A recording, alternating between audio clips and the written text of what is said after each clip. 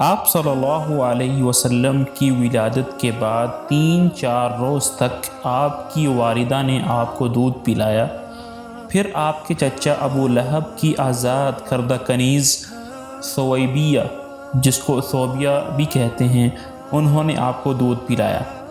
آپ کے چچا ابو لہب کو جب ثوبیہ نے آپ کی ولادت باسعادت کی خوشخبری سنائی تو ابو لہب نے اس خوشی میں اسی وقت ثوبیہ کو آزاد کر دیا، اور ثویبہ ہی نے آپ سے بیشتر آپ کے سگے چچا حضرت حمزہ رضی اللہ تعالی عنہ کو بھی دودھ پلایا تھا۔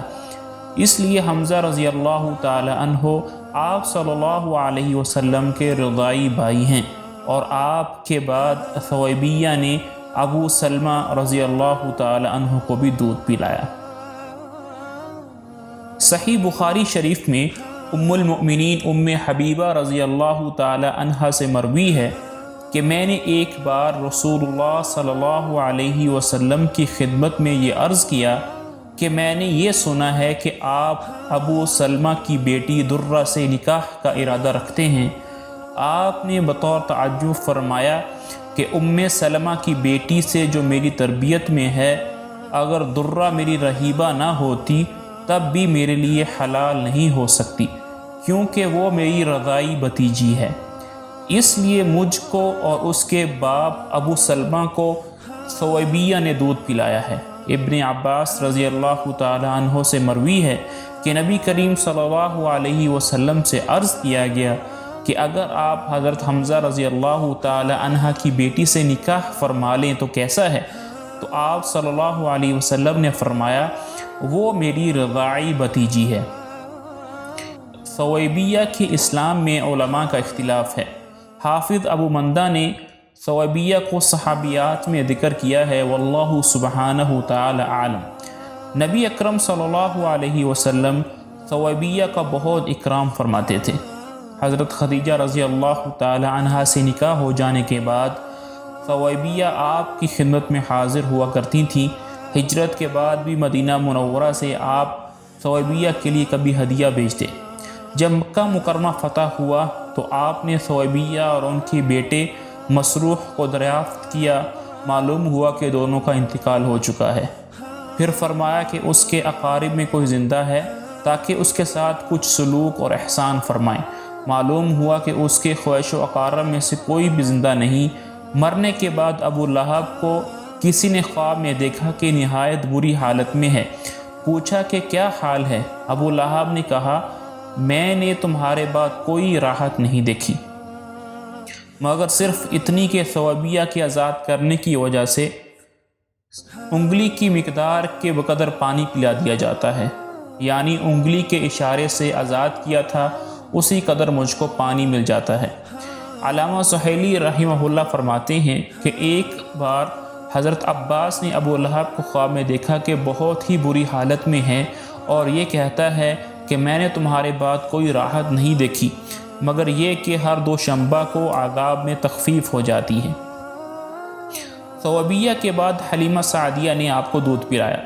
عرب میں یہ دستور تھا کہ شرفاء اپنے شیر خوار بچوں کو ابتدا ہی سے دیہات میں بیچ دیتے تھے تاکہ دیہات کی صاف و شفاف آب و ہوا میں ان کا نشو و نما ہو، زبان ان کی فصیح ہو، عرب کا اصلی تمدن اور عربی خصوصیات ان سے علیحدہ نہ ہوں۔ چنانچہ حضرت عمر رضی اللہ تعالی عنہ کا قول ہے تمعددوا وتمعزروا واخشوشنوا، یعنی معد بن عدنان کی حیت کو اختیار کرو، یعنی عجم کا لباس اور ان کی حیت نہ اختیار کرو، اور شدائد پر صبر کرو، اور موٹا پہنو، یعنی تنعم میں نہ پڑو۔ ابو بکر صدیق رضی اللہ تعالی عنہ نے ایک مرتبہ عرض کیا یا رسول اللہ، آپ کی زبان نہایت فصیح ہے۔ آپ نے فرمایا اول تو میں قریش میں سے ہوں اور پھر بنی سعد میں نے دودھ پیا ہے۔ اسی دستور کے مطابق ہر سال بنی سعد کی عورتیں شیرخوار بچوں کی تلاش میں مکہ آیا کرتی تھیں۔ حلیمہ رضی اللہ تعالیٰ عنہ فرماتی ہیں کہ میں اور بنی سعد کی عورتیں شیرخوار بچوں کی تلاش میں مکہ آئے۔ میرے ساتھ میرا شوہر اور ایک میرا شیرخوار بچہ تھا۔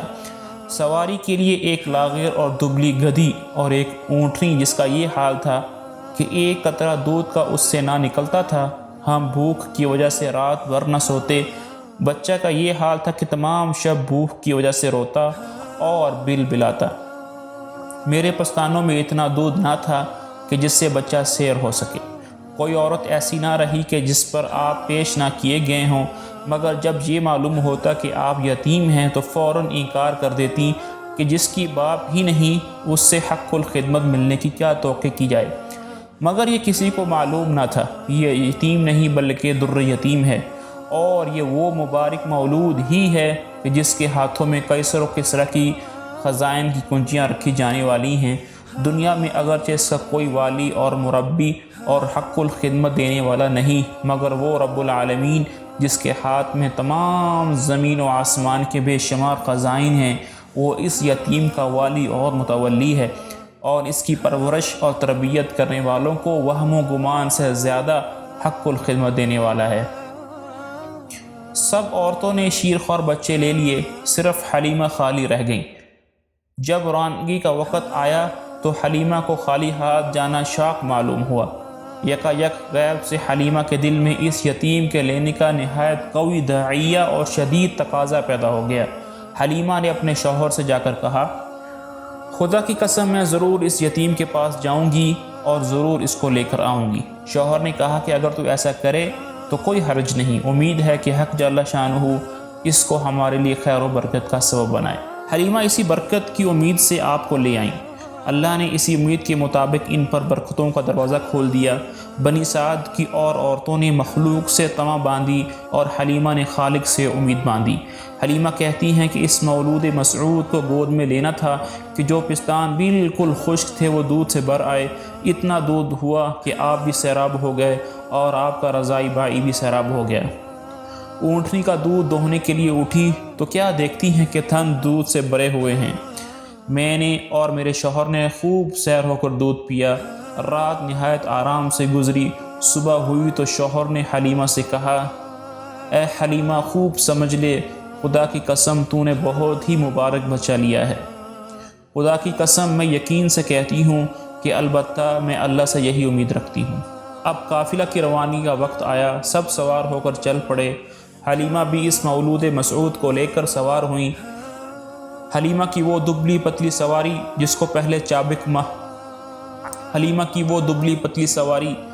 پہلے چابک مار مار کر ہنکایا جاتا تھا، اب وہ برق رفتار ہے اور کسی طرح تھمتی نہیں۔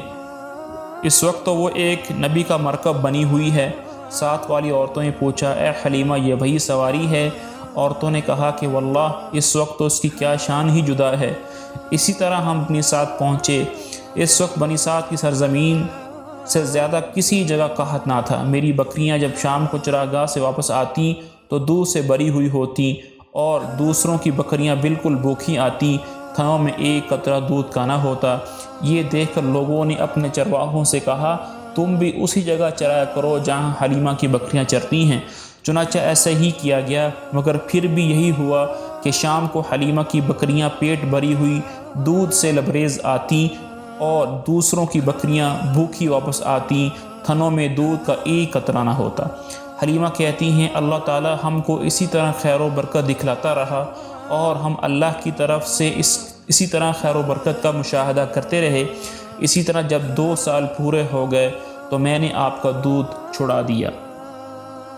جب 2 سال پورے ہو گئے تو حلیمہ آپ کو لے کر مکہ آئیں تاکہ حضرت آمینہ کی امانت ان کے حوالے کریں، مگر آپ کے باوجود کی وجہ سے خداوند ذوالجلال کی جو برکتیں مبذول تھیں، اسی وجہ سے حلیمہ نے حضرت آمینہ سے درخواست کی کہ اس در یتیم کو اور چند روز میرے پاس ہی چھوڑ دیں۔ ان دنوں مکہ میں وبا بھی تھی۔ ادھر حلیمہ کا غیر معمولی اصرار، اس لیے حضرت آمنہ نے حلیمہ کی درخواست منظور کی اور آپ کو اپنے ہمراہ لے جانے کی اجازت دی۔ حلیمہ آپ کو لے کر بنی سعد واپس آ گئیں۔ چند ماہ گزرنے کے بعد آپ بھی اپنے رضائی بھائیوں کے ساتھ جنگل میں بکریاں چرانے لگے۔